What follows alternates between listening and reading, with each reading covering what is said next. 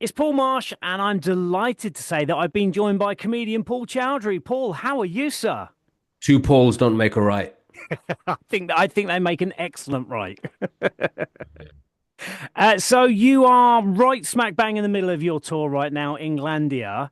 It is absolutely phenomenal. It's huge, and do you know the reason I say that is because you sold out the O2 Arena. What was that like? Thanks. Yeah, literally, that was one of my last shows. Took a slight break, and now I'm back on tour. So it's a real honor to be playing the same venues as Paul McCartney, another Paul, by the way. See, all the best. Yeah, yeah. He was the best Paul in the Beatles, actually. Yeah, he certainly was. Yeah. So what was that like? Because obviously you play lots of different venues on your tour. You do small ones, you do big ones. What was that like playing something that huge? Because I always find comedy, I've never seen a comedy show at a venue that big. Right. I've sort of like 1,000 capacities, 800 capacities, things like that. Does it lose anything? Is it harder to connect with the audience? It's a bit harder because when I did previously did Wembley on another tour, Yeah. and then so I've done Wembley, the O2, and I've got Birmingham Arena coming up, which is almost the same size. But it changes the show slightly. So when you play to like 200 people, it's a very immediate reaction you get. But when you've got around 10,000 people, there's a delay for the sound to reach the back of the room. So if I'm talking to someone or doing material, I'll say, yeah, I'm here in the O2 Arena, O2 Arena, and you have to wait that few seconds.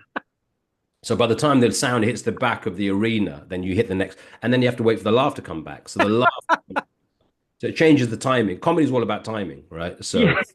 with music, it works slightly differently because it's just bang, bang, bang, and they don't wait for a reaction. But as a comedian, you need a reaction from the crowd to get the timing is about also the timing of the audience. So the two come into effect. That's what comedy timing is where the laugh comes. It's like a Mexican wave of laughter starts at the front and works its way back. Yeah, some of my audience are Mexican as well. Yeah, Hey, we don't judge from all over the world wherever they want to come. That's absolutely fine by us. all of them. It must be quite funny sitting at the back and seeing that people like laughing at the front, going, "Oh, we know this one's going to be funny." Well, also, when they're laughing at the front and you talk to the crowd at the front, people do feel excluded. So what I do then is I have two screens either side of the stage. So there are two big screens and there's two camera operators. So if I'm talking to someone at the front, the people at the back or the middle can see who I'm talking to, but they're on a massive screen in an arena. I love that, and of course, the heckling is not quite such a big an issue at the bigger venues like that.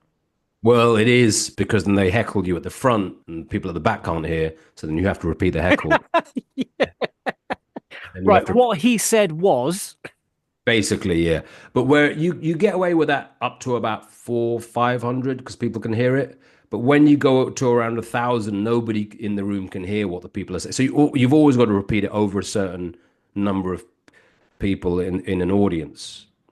how does it work when you are choosing your venues like that? Because obviously you are going all over the country. It's been a massive tour. I know when you come back, you're coming back in May. You're doing like Manchester, Sheffield City, places like that. But then at the end of May, you finish like technically what should have been the end of your tour before you come back and do these extra venues now in September.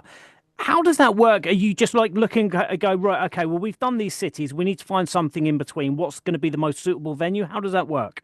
What happens is the promoter looks at the ticket sales, which I don't tend to do as much. So what the promoter would do is like, oh, you sold out the O2, you sold out Birmingham, you sold out another 80 dates, but there's still, and I think they work out how quickly they sell out, if there's still demand. So when they've sold out, they realize there are still more people that want to see this show. So you try to please everyone if possible, and then add extra dates to people that couldn't get through the first time. But that means I have to go back and work again. So I didn't know if it was like, I've got a cousin in Guildford, so if we could go and play there, that'd be quite handy. Well, where do you say that? Because Guildford is another extra date. So Guildford G Live sold out. And I did that one. It was weird because I think the night before I did Southend on Sea, and it was a rough and ready crowd near the I sea. saw, yeah. And then the next night I was in Guildford, which was a very middle class Surrey audience. contra. after having all those issues and traveling from Southend, you kind of go, ooh. Yeah, yeah. I mean, I did the O2 Arena, then I went to Bristol, which was very, and then the Lord Mayor came to the show in Bristol with my uncle. So yeah, and then the next night I did Aylesbury, which is yeah, a different type of show. Now, I don't want to sort of give your age away, but you have been doing stand up for 25 years. That A is phenomenal because it says that you're doing something right, to be in this industry for 25 years and still be at the top of the game exactly like you are. But I also would imagine that you've seen a lot of change in those 25 years.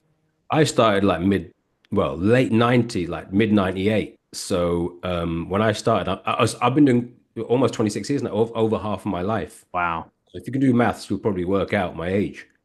I'm luckily enough, I'm really bad at math, so I don't do that because I would not like to age you because you look fantastic. Times it by two. But 25 times two. If you can work that out, you know how old I am. Yeah, you're 40 plus 10. Yeah, exactly. If you can work that out, then you probably know how old I am. And yeah, I mean, when I started, back in my day, I didn't ever want to use that term. That's when you know you're old. Back in my day, comedy was very different in the 90s. It was laddish culture, and remember those mags and stuff. And it was not long after TGI Friday, and it was a TFI Friday, Yeah, so Fire Friday. TGI Friday, and Don't ever get those two mixed up because if you went to TFI Friday for a meal, you'd be incredibly disappointed. And if yeah, you yeah, turned on the TV to watch TGI Friday, again, you'd probably be very disappointed. yeah, it was very, that was a different type of show. Culture has changed. There was no internet. Well, there was internet, but there wasn't social media. You couldn't take dial-up with you wherever you went, could you? You couldn't take dial-up with you. You couldn't, yeah, it was very different. Um, Mobile phones didn't have cameras on them. So it was all, social media wasn't around till, well, YouTube wasn't around till 2006 or 7, I Something think. like that, yeah. So the only way you could get an audience was to go and perform in theaters or comedy clubs and build up an audience. Mm. So I built up a crowd, well, I'd say an audience before you could build it through social media. So bits of TV, which I didn't do much of because there wasn't as many channels back then. I remember growing up to 3 channels, mate. Mm. Yeah. I remember the launch of Channel 4. Really? And then I worked in a call center for Channel 5 when they had to reprogram your video so you could get reception for Channel 5. And I'll be honest with you, I don't know, but apparently Channel 5 is still one of the few terrestrial channels that is still doing incredibly well. Channel 5 is doing well. Yeah, it's the only, yeah, it was the last terrestrial channel. And then it was all satellite after that or before. Now, when you're out on the road, I know that obviously the temptation to eat badly, to do all, to drink and all of those things that you shouldn't be doing, the temptation whilst you're out on the road is there, isn't it? Yeah. However, I saw the recent picture with you and Chris Bank Jr., and you are in shape. So I know that you don't do any of that. Well, Chris Eubank just fought on the weekend with Conor Benn, Chris Eubank's son, Chris Eubank Jr., who actually was at the O2 show with his whole training camp. And the week before, I was at the training camp with him, and we had an ab off. And I put the picture on my Instagram page. So we had an ab off to see who's got the better abs.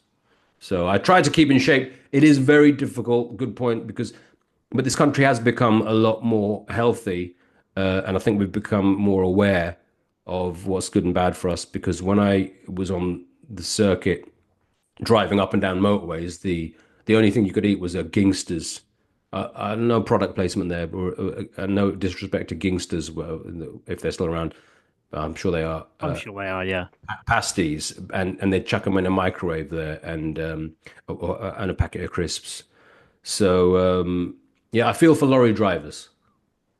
Yes. Well, funny enough, I used to be a lorry driver in a former life. That was one of my old jobs, actually. So I know exactly what you're talking about there. Look, Paul, I've taken up enough of your time. Thank you so much for talking to me. I really do appreciate it. I know that in your current, like you say, in your current tour that you're about to pick up again in May, I know that there are a few tickets left. You're starting back in Manchester, going right the way through to Birmingham on the 31st of May. I know that there are just a few tickets left on some of those, but you've got the new tour dates that you're picking up in September in Crewe, Derby, Guildford, and Hayes, where obviously the ticket availability is a lot better. So if you missed Paul on his first set and you couldn't get tickets, this is the perfect time to go and do it. So, Paul Chowdhry, thank you so much for talking to me. I really do appreciate it and enjoy the rest of your tour. Thanks for having me, Paul.